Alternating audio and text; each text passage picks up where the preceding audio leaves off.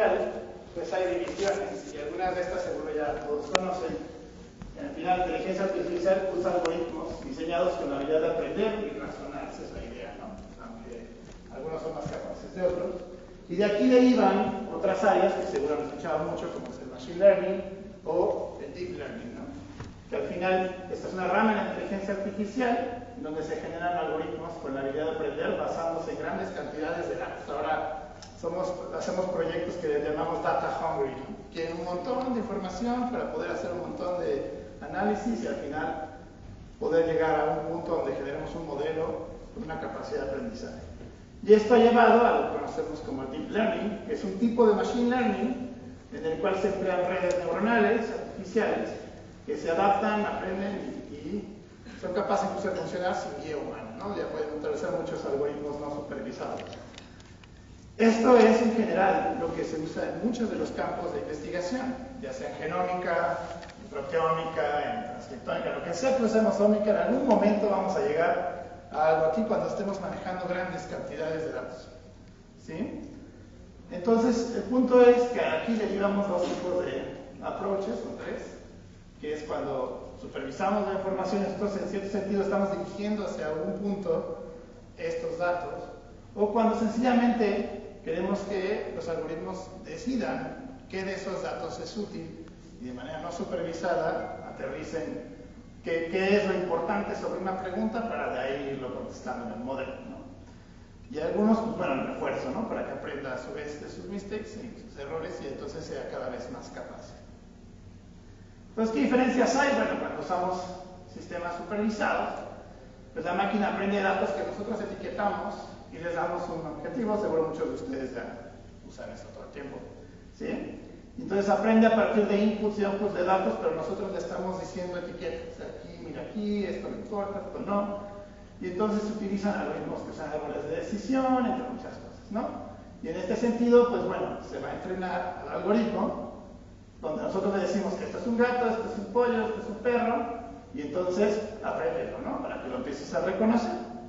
Y en los sistemas no supervisados, la máquina o el sistema va a utilizar un conjunto de datos no etiquetados, va a explorar esta estructura y solito a través de sus propios análisis y los algoritmos que estén usando, va a ir haciendo clusterings y va a ir tomando decisiones y va a ir etiquetando aquellas cosas que le das y les va dando definiciones, ¿no? Al final podemos llegar a lo mismo, sí, pero la forma en la que se hizo no es la misma. Esto se usa mucho en análisis de datos, ¿no? Entonces, y ahorita ha tomado mucha fuerza, ¿no? Entonces, en la clínica, ya su aplicación más allá, por ejemplo, de la investigación, ya en la clínica esto tiene muchísimos usos y cada vez es más fuerte, ¿no?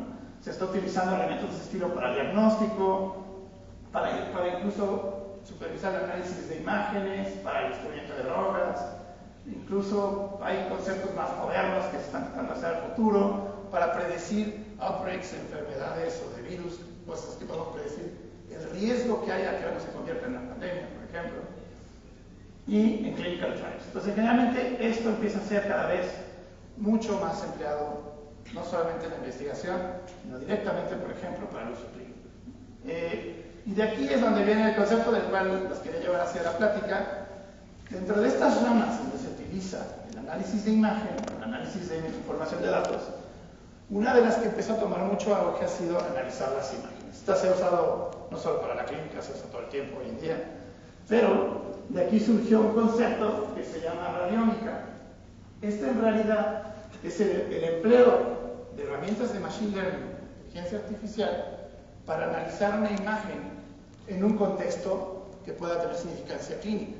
¿Sí? El concepto en sí no tiene más de 13 años, fue realmente definido en el 2012. Entonces es un área que está bastante reciente dentro de las aplicaciones, pero que ha tomado un auge fuertísimo y en pocos años, créanme, que esto va a ser muy, muy fuerte, que se va a utilizar constantemente en la clínica, ya que la capacidad que tiene con estos algoritmos de inteligencia artificial para ayudar al clínico o al personal para tomar decisiones es enorme, ¿sí? Y la posibilidad de que cometa errores cada vez es más baja.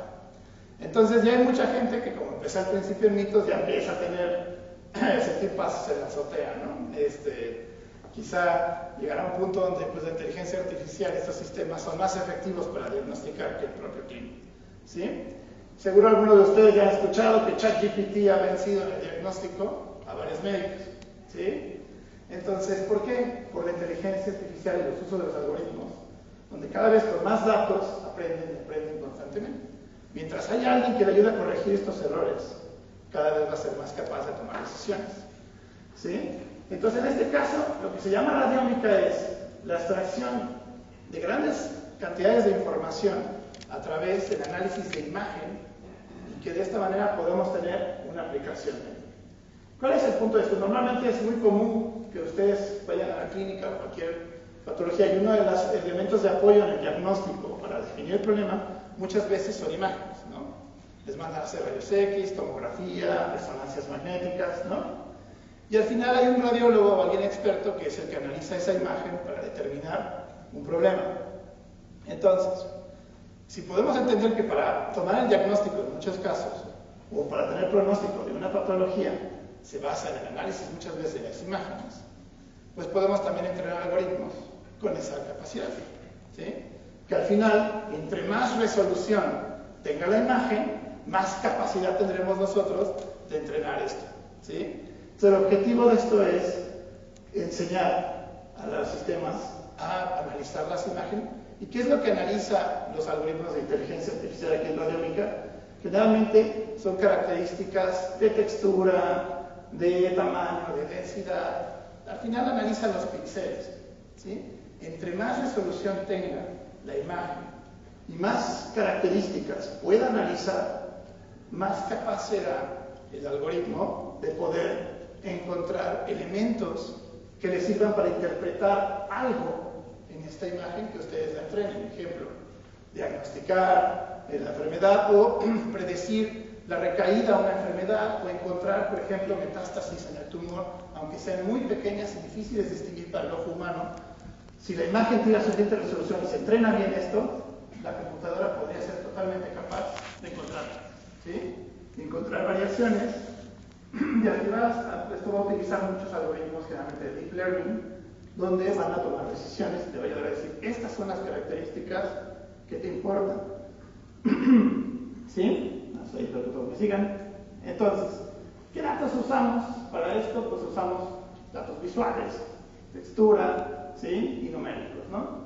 Originalmente uno piensa que solo puede utilizar las imágenes, pero en realidad estos algoritmos pueden meterse en diferentes capas de información. Podemos meter las capas clínicas de información de los datos clínico-patológicos del paciente y a su vez meter esto en cuestión a las características radiómicas de la imagen.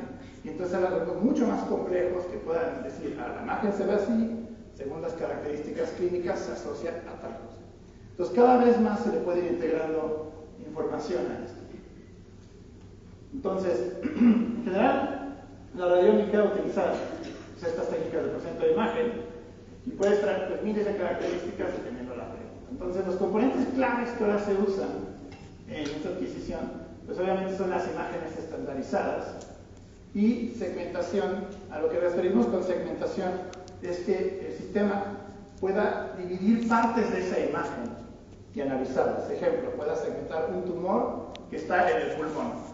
Entonces puede segmentar al pulmón y tomar exactamente el tumor y aislarlo computacionalmente y tomar la imagen tridimensional. ¿Sí? Mucho de esto se hace así. Y podemos extraer las características de esa imagen para hacer análisis, ¿no? Estadísticos. Entonces, al final, generalmente el proceso va a ser, vamos a hacer la imagen se procesa, se segmenta con los sistemas computacionales, se hace la radiómica detrás de lo que hay en esa imagen, y se van a hacer los análisis y al final el contraste contra la pregunta clínica o lo que tenga. Esto hoy en día está muy de moda y una de las áreas más fuertes donde ha estado con todo esto es en cáncer de mama, donde se está intentando que a través de las imágenes que pueden tener diferentes densidades, diferentes calidades, le podamos ayudar a los clínicos a decir, oye, aquí hay algo, ¿no? Hay veces que es muy evidente y no necesitamos inteligencia artificial, ¿verdad?, para saber que aquí hay algo, ¿no? Pero supongamos que no fuera tan claro y que fuera un poco complejo de ver, es más pequeño, probablemente se nos podría escapar si la imagen no tiene la suficiente calidad para encontrarlo.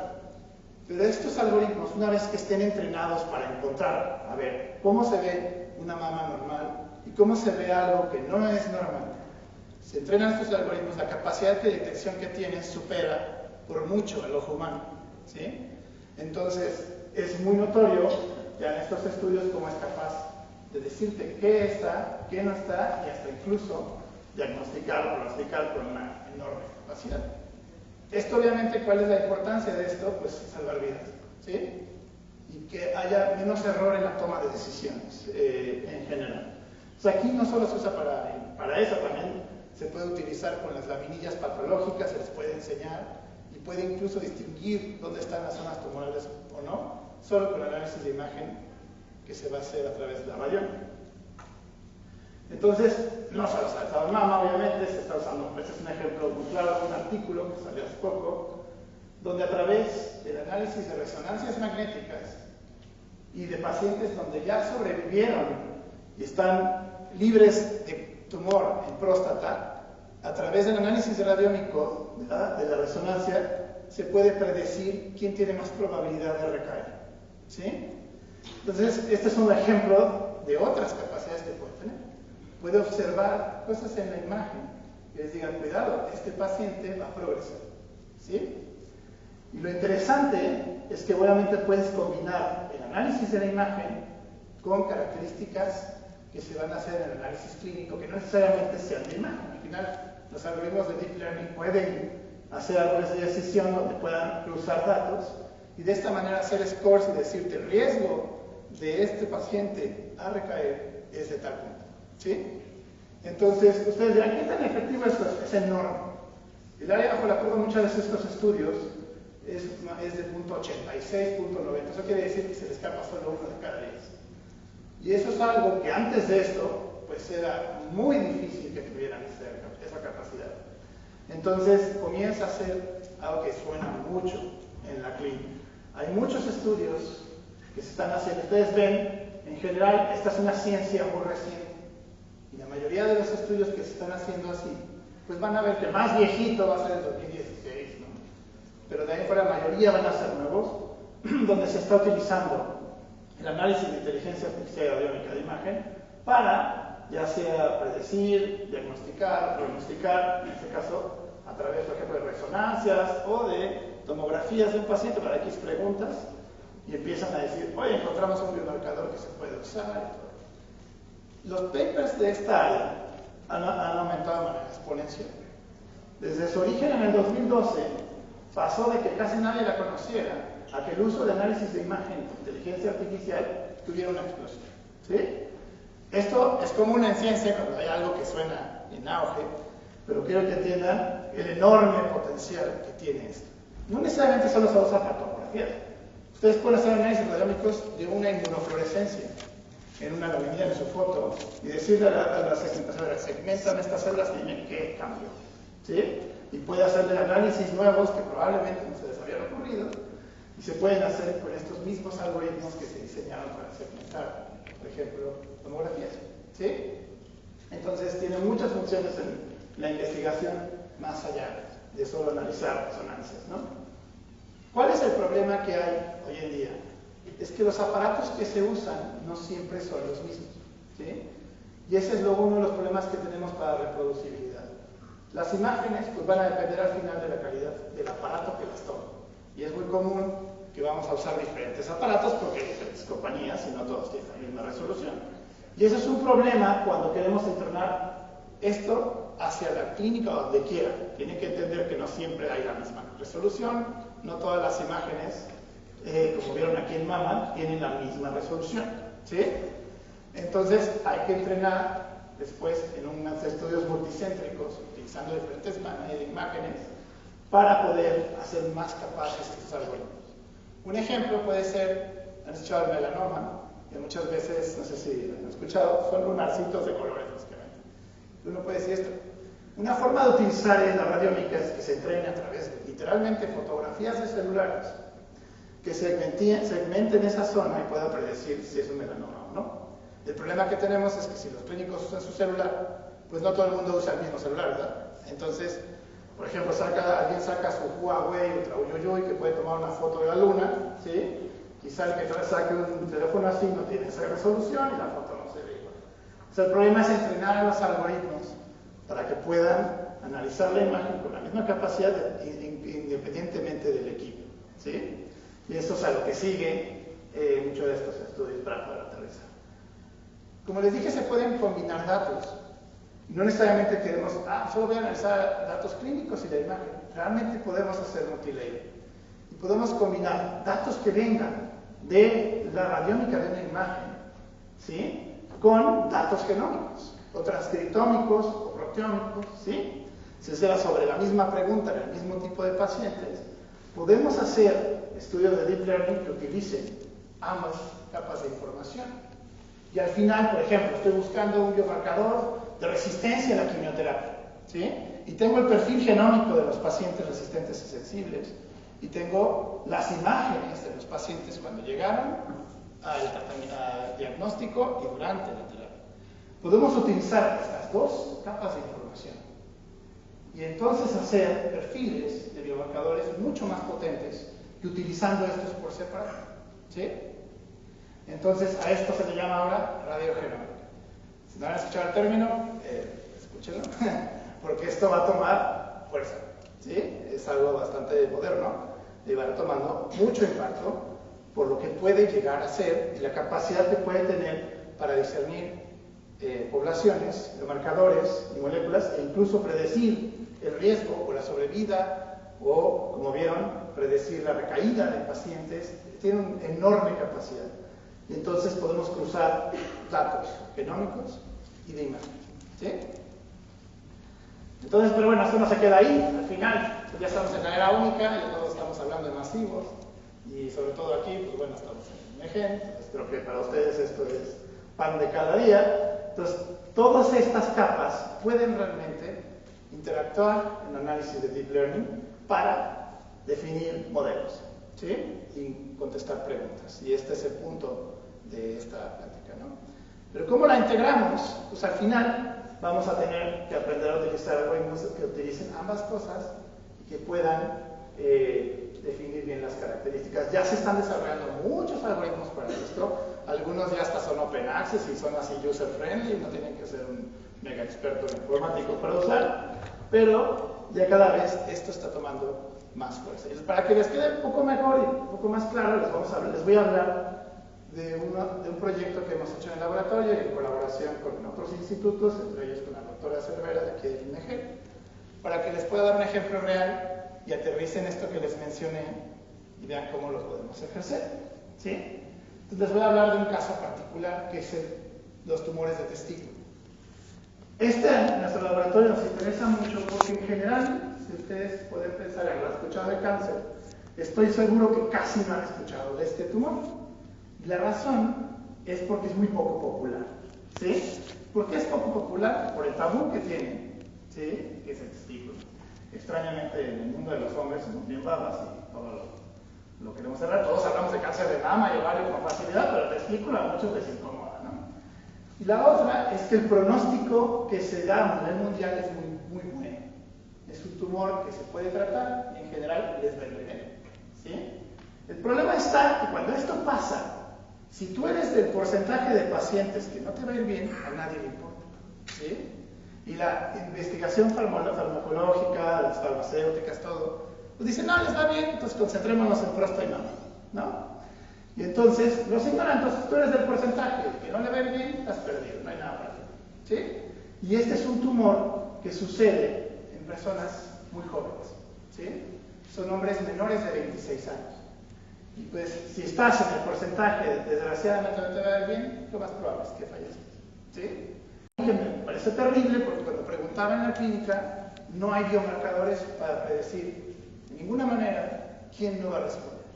Y ni siquiera hay terapias buenas alternativas para estos pacientes, ¿sí?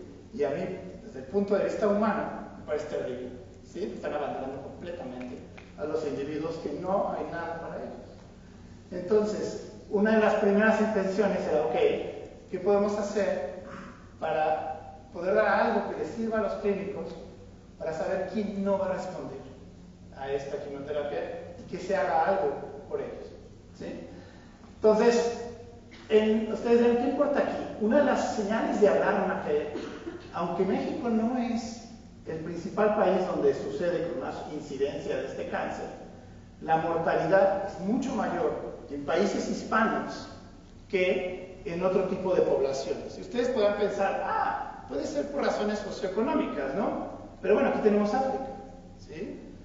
Entonces, no necesariamente le echen siempre la culpa al dinero. Cuando uno ve algo así, una de las razones, ustedes deben saberlo bien, en el INMEGEN, es que seguro hay algo poblacional. Ya sea en el genoma, en el ambiente, o hay algo que está haciendo que haya más mortalidad.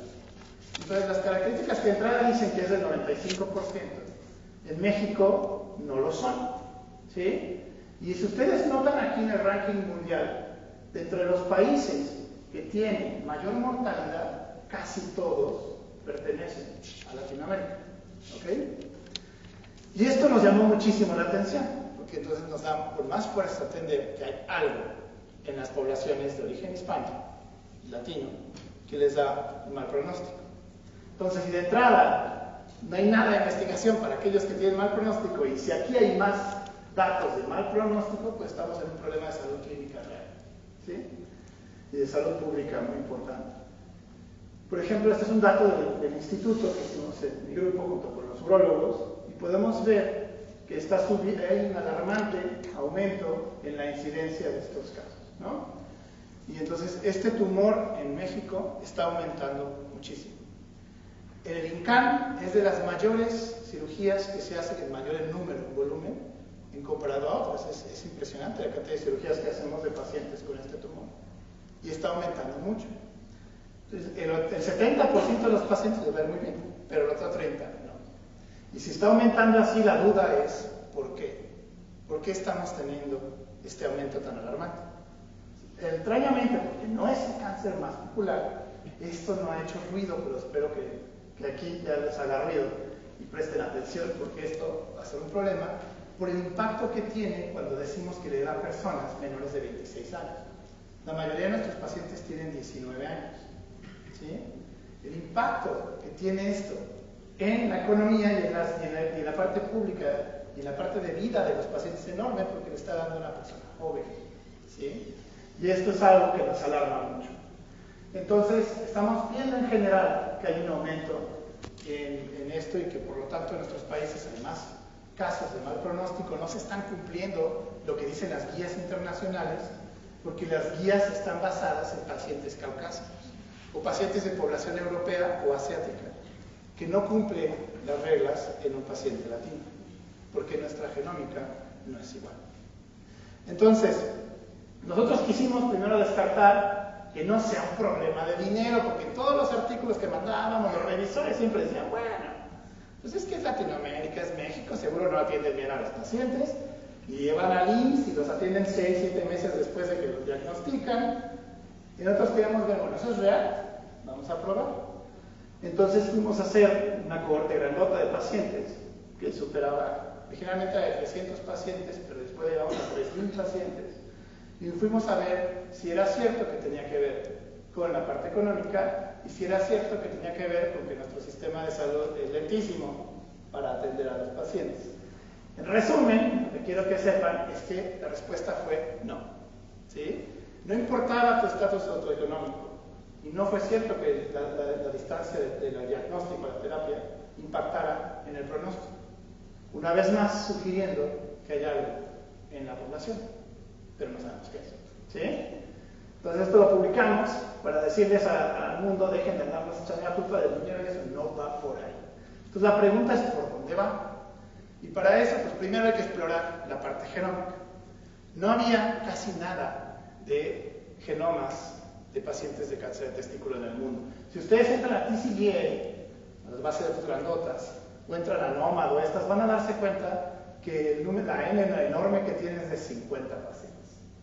Y dicen Latinoamérica, o sea, desde Argentina hasta México, ¿no? Como si podamos ser todos iguales. Pues no es cierto. Recuerden que nuestros mestizajes no son iguales. Cuando hicimos la secuenciación de los pacientes, notamos algo interesante. Esta es el mutation burden que se reporta en testículo en población de origen europeo.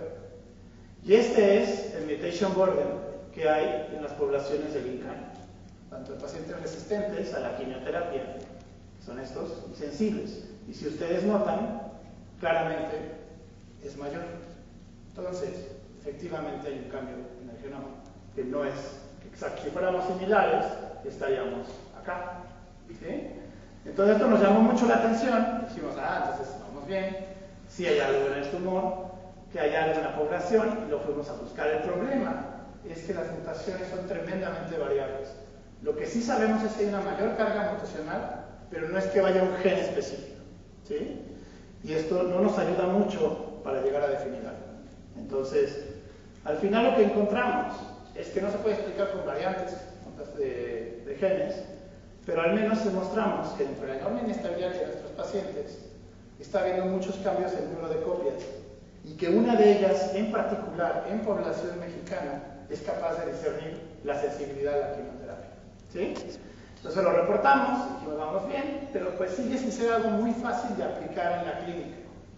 No es algo que todos los laboratorios de patología tengan, ¿verdad? Para hacer el cambio de número de copias y así diagnosticar. Ustedes van a LISTE o LIMS y les dicen, sí, ya tengo el biomarcador, es que hacer un análisis de número de copias. Les van a decir sí, como no, y hasta ahí. Entonces dijimos, eso no es aterrizable, necesitamos algo que nos ayuda a buscar una mejor manera de definir a los pacientes y ayudarlos. Entonces, de aquí es donde viene otra vez. Dijimos, bueno, ¿podemos distinguir sensibilidad o quimiosencia? Pues sí, pero no está tan fácil abordarlo de manera transnacional. Y la otra es saber si tenemos variantes de riesgo que sean propias de latinos y que sean diferentes de otras poblaciones. Eso lo hicimos también a través de secuenciación de exoma. Comparamos con datos, esta fue una colaboración con la doctora Alejandra Cervera, comparamos con datos que están públicos, por ejemplo, de poblaciones latinas mexicanas que están en Los Ángeles y en otras partes del mundo, y hicimos controles. Y lo primero que hicimos fue asegurar que esto fuera una población mexicana, ¿sí? Que no fuera, estemos agarrando individuos que pertenezcan a estas poblaciones. Entonces, para eso hicimos primero un análisis de ancestría de nuestros pacientes, para demostrar que todos nuestros pacientes específicamente cayeran en el perfil americano, ¿no? En este caso mexicano.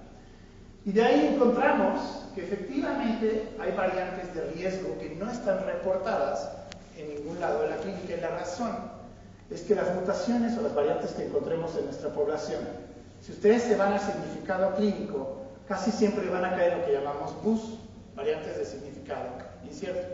¿Sí?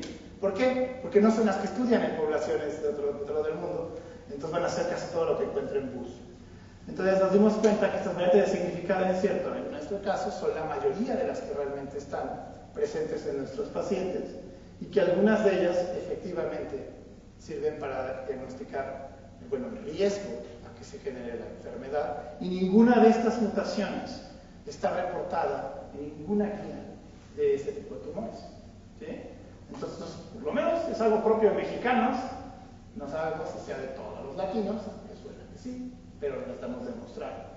Incluso hay una mutación que nos llama mucho la atención, que es MS4R, que esta se asocia a obesidad monogénica infantil. Y en general en México, pues está como en un perfil fundador, pero su incidencia normalmente es muy baja, la presencia de esta mutación. Lo interesante es que en los pacientes de testículo, esta cambia de tener una en 100.000 pacientes, tenemos una en 200 o una en 50, lo cual quiere decir que esto claramente es un marcador de riesgo. ¿Sí? Entonces, por eso, es algo que estamos demostrando, ya está por publicarse, donde pudimos comparar contra otras poblaciones para ver si efectivamente hay algo en el genoma que nos puede ayudar a definir el riesgo, por otro lado, la respuesta a la cura. Entonces, esta fue una variante que ahora estamos estudiando, porque aunque originalmente no se asoció a cáncer, sino se asocia a diabetes y a obesidad, es algo interesante que esté aumentando de una manera importante en los pacientes con cáncer de testículo. Entonces, el problema que tenemos, que seguro les ha pasado a ustedes en el laboratorio, es qué pasa cuando tienen una mutación o un dato que va a estar, para tener una N suficiente para validarlo, pues necesitarían cientos de miles de pacientes, ¿no? Muchas veces les pasa que la N es el problema del estudio. Ejemplo, nosotros tenemos 9 pacientes con esta mutación en 250 pacientes analizados. Para tener una N efectiva, para validarla, ejemplo, equiparable, digamos, 200 pacientes, necesitaría reclutar más de 5.000 pacientes para tener esa N. Y eso me tomaría 20 años, ¿ok? Porque en el INCAN por año solo se atienden 250 o 260 pacientes de cáncer de testículo, ya que es un cáncer raro, ¿sí? Entonces, llegar a tener una N efectiva para poder analizar qué impacto tiene esta variante, esta mutación, pues va a ser muy complicado. Y aquí es donde puede entrar, una vez más, el uso de inteligencia artificial. ¿Qué podemos hacer? Lo llamamos datos sintéticos. Ustedes pueden utilizar algoritmos de inteligencia artificial que se usan normalmente en estudios de medicina poblacional o en censos o en otro tipo de cosas, donde si ustedes tienen una base de datos suficientemente bien curada, donde tengan muy claro cómo se comportan sus pacientes, pueden imitar por inteligencia artificial sintéticamente casos, ¿sí? Y generar una cohorte, en este caso, capaz de poder analizar esta variante. Es exactamente lo que se hizo.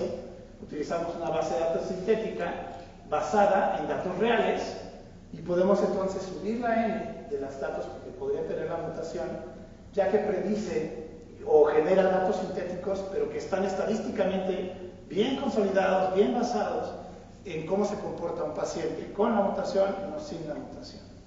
Y entonces, de esta manera, podemos pasar un dato que si lo intentamos reportar en la clínica con una N baja, sería muy difícil decir si realmente impactó o no. Me tomaría décadas alcanzar la N para tener este análisis. Si lo usamos con estas herramientas, claramente, al definir una población sintética bien validada, donde puede predecir cómo se comportarían los pacientes con la mutación y sin la mutación, podemos ver su efecto, ¿sí? Esto es algo moderno, casi nadie lo está usando, pero ténganlo en mente. Ya se puede hacer esto y podemos resolver problemas con una N que sea muy complicada que tengan si simulamos datos, ¿ok? El punto es que esté bien validados esos datos, que estemos bien seguros que está funcionando, que tengamos buenos controles para saber que no estamos haciendo datos hacia lo menos, ¿ok? Pero vean lo claro que fue al distinguir en este caso cómo impacta la sobrevida global en estas poblaciones el efecto de tener esta variante, ¿no? Que sin este dato sintético hubiera sido muy difícil que ustedes me creyeran si yo les enseño esta Kaplan-Meier, ¿sí? Entonces este es un ejemplo de cómo se puede, y esto es algo que ya estamos ahorita está en publicación, en este artículo, donde está el uso de la inteligencia artificial para este tipo de problemas. Entonces, bueno, como se para que entiendan la parte genómica, sabemos que hay algo en la población mexicana, sabemos que hay un problema en la población tal cual, hemos logrado discernir algunos marcadores de mutaciones e incluso pudimos ver el impacto potencial que tienen estas variantes. Ustedes dirán, bueno, ¿y la genómica qué? Que empecé por ahí. El problema que tiene es que tenemos siempre que pensar algo que pueda realmente aplicarse sin aumentar el costo para los pacientes, ¿no? Que es un gran problema en nuestro país. Y fue la misma pregunta que nos quisimos hacer. ¿Existe algo en la imagen que ayude a, en este caso, discernir quién le va a tener respuesta o quién le va a ir bien o no a estos pacientes? ¿Se puede utilizar? La ventaja es que en la clínica normal, cuando ustedes tienen este tipo de padecimiento, una de las primeras cosas que hacen es tomarte una tomografía, ¿sí? Para el diagnóstico, para todo. Entonces, esa imagen de todas formas se va a hacer. Por lo tanto, no tiene ningún costo extra para los clínicos decirles que utilicen análisis de la tomografía, ya que la hacen de rutina. Pero si podemos analizarla bajo la pregunta, donde si puede haber algo en la imagen que nos ayude a ver el pronóstico, pues podemos ayudar aún más. Y no estamos agregando ningún costo al paciente. Y eso fue una de las cosas que hicimos. Aquí el punto fue que normalmente en estos tumores, una de las primeros abordajes que se hace es que una vez que se detecta el tumor se extirpa por cirugía, ¿sí? Se hace una epectomía y se borra.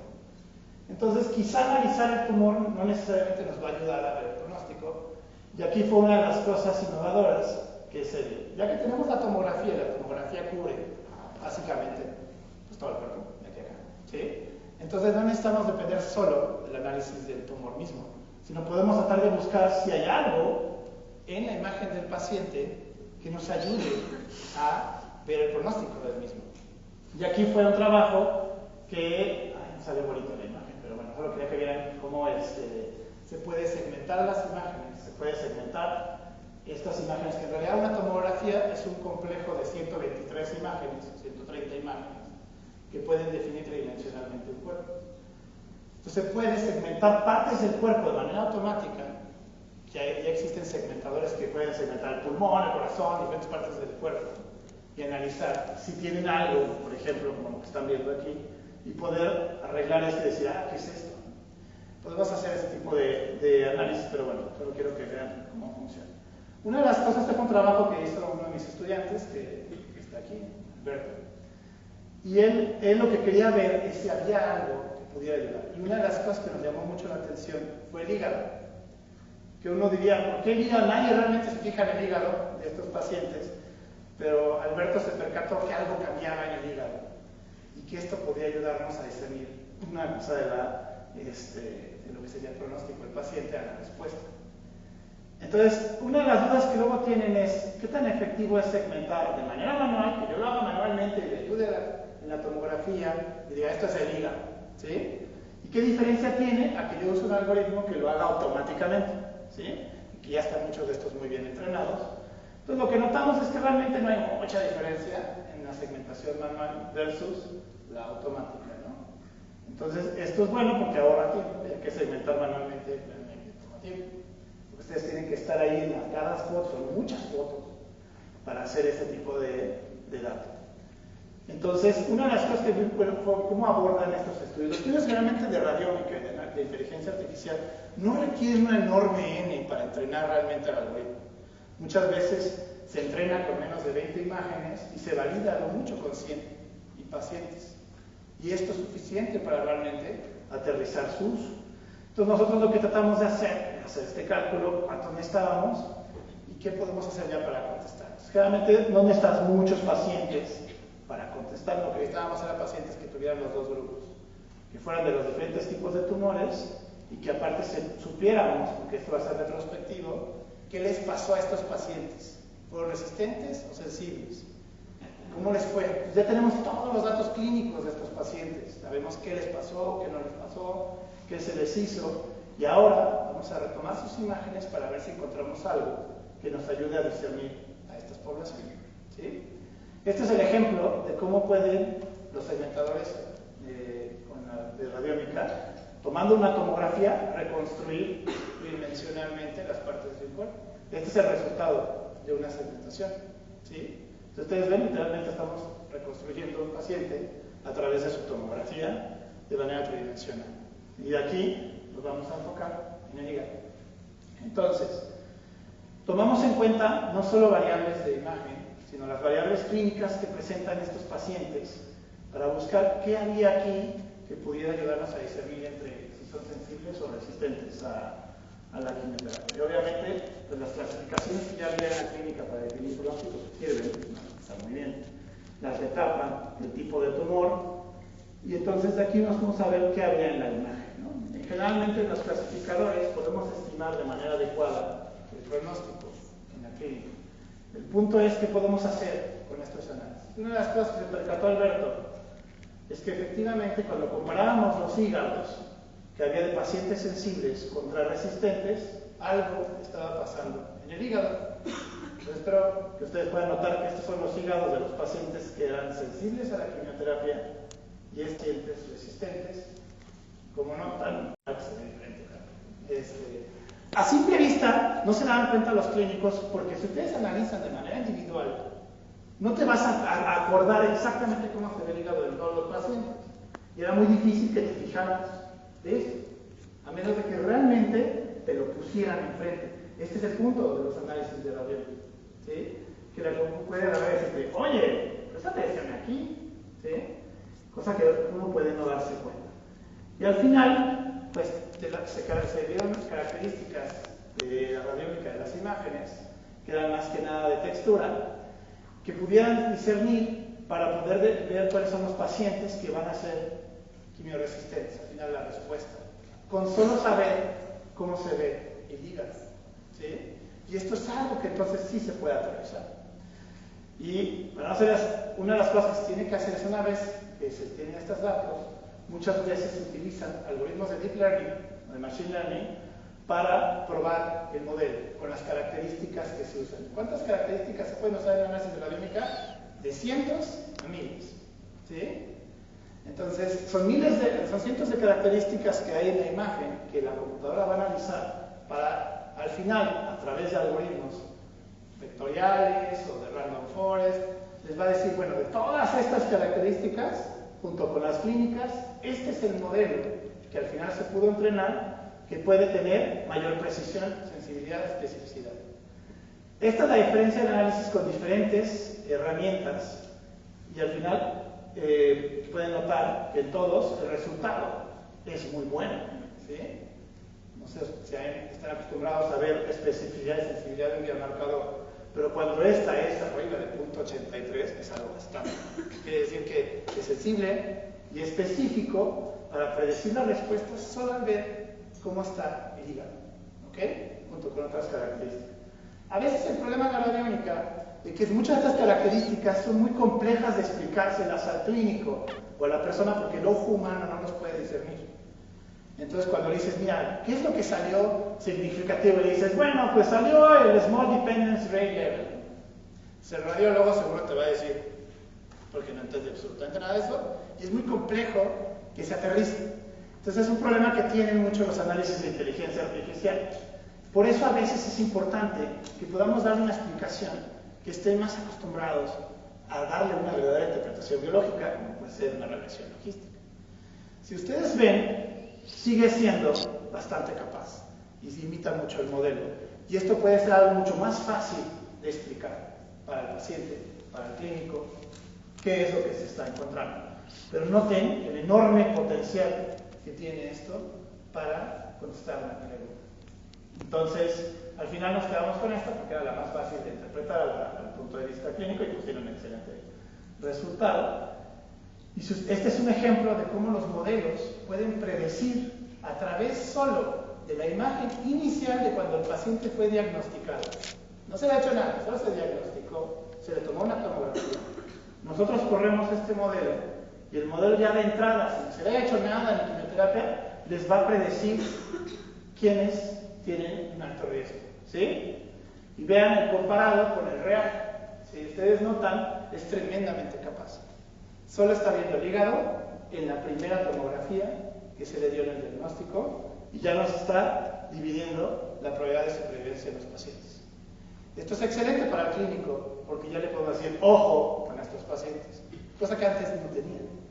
Este es el enorme potencial que tienen estos datos. Entonces, ustedes pueden ver, es de muy buena calidad el dato y es capaz de predecir lo que va a pasar en la realidad con una enorme precisión. Y esa es la gran ventaja que están ofreciendo los estudios de imagen de inteligencia artificial. Entonces, en conclusión, bueno, la parte de inteligencia es que se pueden identificar los marcadores, en este caso fue a través de la tomografía, y viendo organómica, que sería, en vez de enfocarme en el tumor como todo mundo, ¿qué hay en el cuerpo del paciente? ¿Hay algo que también esté mal? Y tiene todo sentido cuando uno entiende qué es lo que está pasando. El hígado no se está dañando nada más porque sí, ¿sí? Tiene mucho que ver por qué les va mal al paciente. Si el hígado está mal, pues obviamente va a haber problemas en la terapia, ¿sí? Entonces, esto pues, es bastante interesante y es algo que por lo menos, en nuestro caso, pues es el primer ejemplo de este estilo en población mexicana, en este tipo de pacientes, en el mundo, ¿sí? Entonces, hay muchas perspectivas que se pueden tomar, hay que validar. Como les dije, el problema es que no todos los centros tienen el mismo tomógrafo, ¿sí? Hay que validar esto en cohortes multicéntricas, utilizando diferentes tomografías para poder llegar a un algoritmo que sea general, que se pueda utilizar independientemente del centro médico en el que se esté usando, ¿sí? Utilizar algoritmos más de neuronales de redes profundas para aún hacer más efectivo esto y bueno, al final no solo quedarnos ahí y utilizar la integración de datos multiómicos, ya tenemos lo genómico, sabemos cuáles son las características ¿Podemos combinar esto con lo de imagen? Sí. Y eso es justo lo que se está haciendo. La radiogenómica sería el siguiente paso. ¿Ok? Combinar los perfiles genéticos con los de imagen y definir algo mucho más capaz para clasificar a los pacientes. Y bueno, ya para no hacerles más largo esto, pues agradecer a toda la gente que ha colaborado en este proyecto. Este es un proyecto multidisciplinario y ha sido internacional también, tenemos colaboradores de distintos lados del mundo. Para poder hacer esto capaz que funcione, entonces aquí hay urólogos, patólogos, epidemiólogos, oncólogos, ¿sí? Esto es un trabajo de equipo, entonces le agradezco a todas las personas que han participado para poder llevar esto a que sea algo real, que se pueda hacer en México. Y bueno, pues muchas gracias. Cualquier cosa, aquí estoy para dudas y si quieren mandarme un correo, así, estamos aquí. Un mensaje, aprovecho para dar un mensaje. Estamos reclutando, si hay alguien que les interese hacer estudios de inteligencia artificial y radiómica, estamos reclutando y si quieren entrarle a hacer combinación de genómica y radiómica, hay espacio para todos, incluso colaboraciones, lo que quieran. Entonces, muchas gracias. Sería.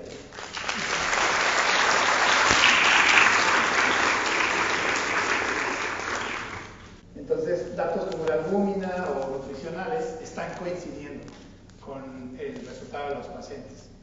Entonces, el problema aquí es que uno hubiera pensado, es que se van a obesidad, pero son pacientes jóvenes. Normalmente la gente joven, aunque sea México, no crean que la mayoría no son obesos. De hecho, los que se nos están muriendo son pacientes muy flacos, ¿sí? Que podemos decir que tienen sarcopenia, pero bueno, son gente joven y son muy delgados a la hora del diagnóstico. Entonces, de hecho, extrañamente en este tumor parece que estar gordito es bueno, te protege, y estar flaco no. Entonces, pero algo nos sugiere algo en el metabolismo. Por eso estamos buscando albúmina.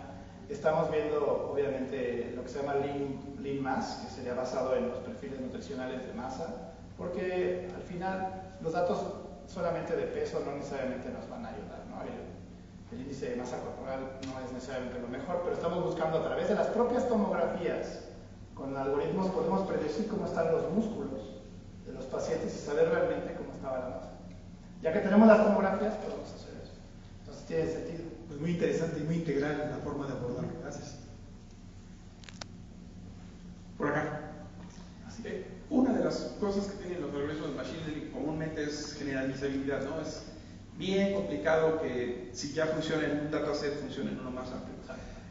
Con respecto a tus datos sintéticos de mutaciones, que me parece un problema bien interesante para hacer datos sintéticos, tienes súper poquita varianza, tienes 9 pacientes.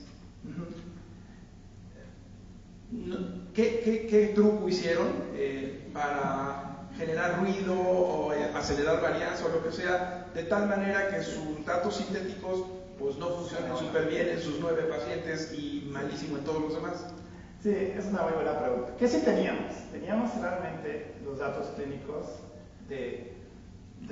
tenemos los 9 con la mutación, pero teníamos cientos de pacientes sin la mutación con todo el dato clínico, ¿sí?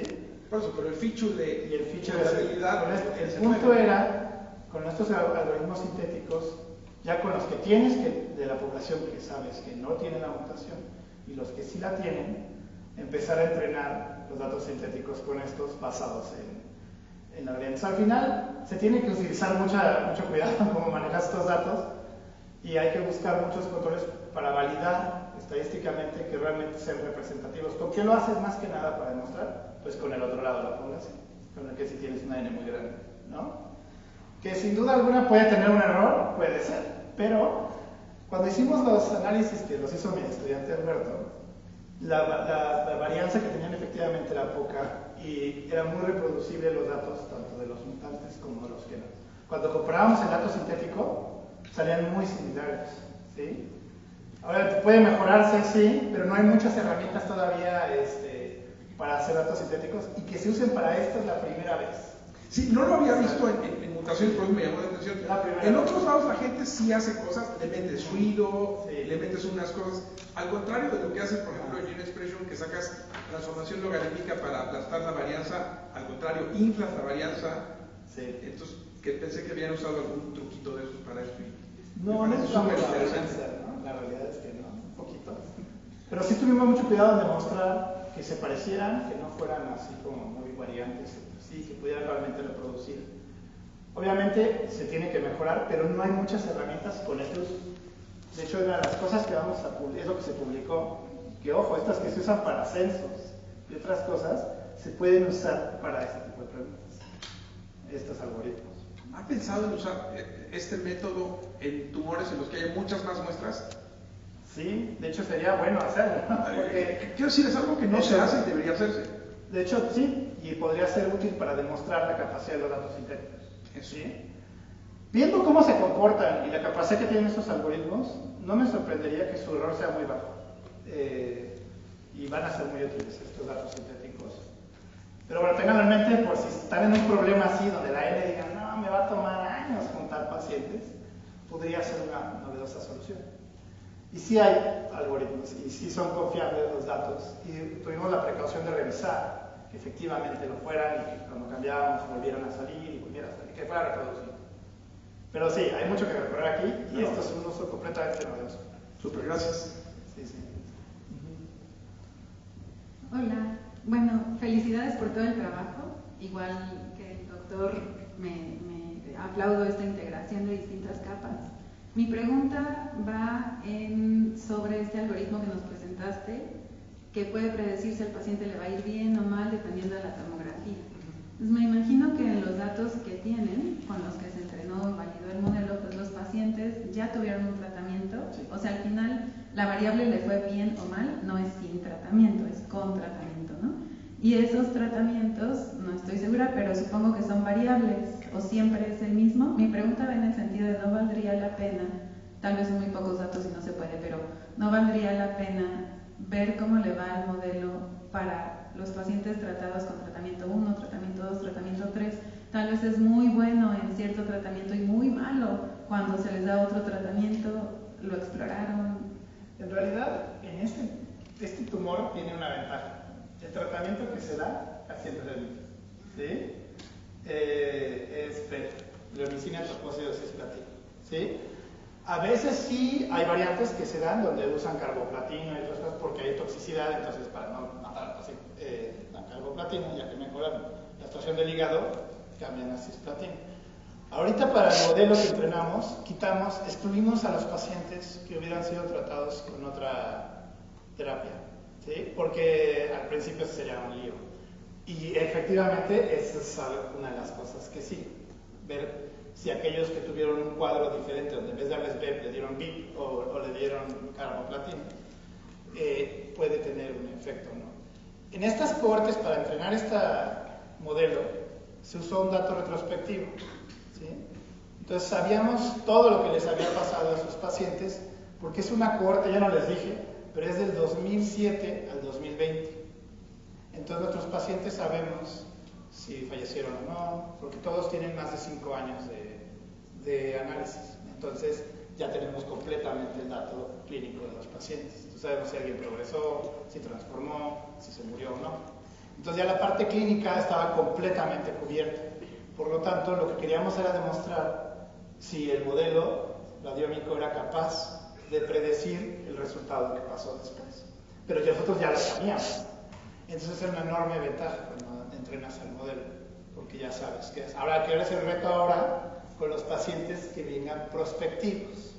¿Sí? La ventaja es que si lo entrenas con los retrospectivos y lo demuestras que funciona, es muy probable que funcione ya en los que están llegando ahora. Por eso a los oncólogos ya les da mucho la atención y ya quieren ponerlo a prueba. Así con los que están llegando, ya lo entrenamos, con los que sí sabemos qué pasó, ahora vamos a usarlos en la realidad con los que están llegando, para ver si podemos hacer algo por ellos. Porque no tiene caso darles PET, ¿sí? No les va a servir. ¿Y cómo determinar resistencia después de más de 3 ciclos de quimioterapia? Entonces ya perdimos mucho tiempo, ¿sí? ¿Pero hay otro tratamiento? O sea, esos pacientes que no les va a servir de todas formas, ¿qué pasa con ellos? Sí se están probando variantes o cambiar incluso cómo se les va a dar el tratamiento, pero no se hace normalmente porque tú sabes que es resistente hasta que de plano la quimio no sirvió, y ahí en estos pacientes pues ya perdimos un montón de tiempo. y ya se nos fue a metástasis y a su animal, ¿no? Entonces, por eso ahora esa es la idea, que tengan un arma que puedan utilizar, que no tenían los clínicos, para ver si pueden anticipar, nuestro paciente esté de cuidado. ¿Sí? Sí, aunque creo que sí vale la pena probar que en los otros tratamientos tiene la misma capacidad predictiva. Sí. ¿No? Antes, no sé si antes, pero tal vez al mismo tiempo que ya se está probando con las personas que llegan, ¿no? Eso es lo que hay que probar. Pero por lo menos con los que usan, que es la mayoría van a usar esta, es la estándar. Es internacional, no importa si es en México o en Estados Unidos o en París, te van a dar esta es la quimioterapia, ¿sí? De las guías. Pero sí, es una buena observación. Muchas gracias. ¿Alguna pregunta más? Si no, pues, muchas gracias.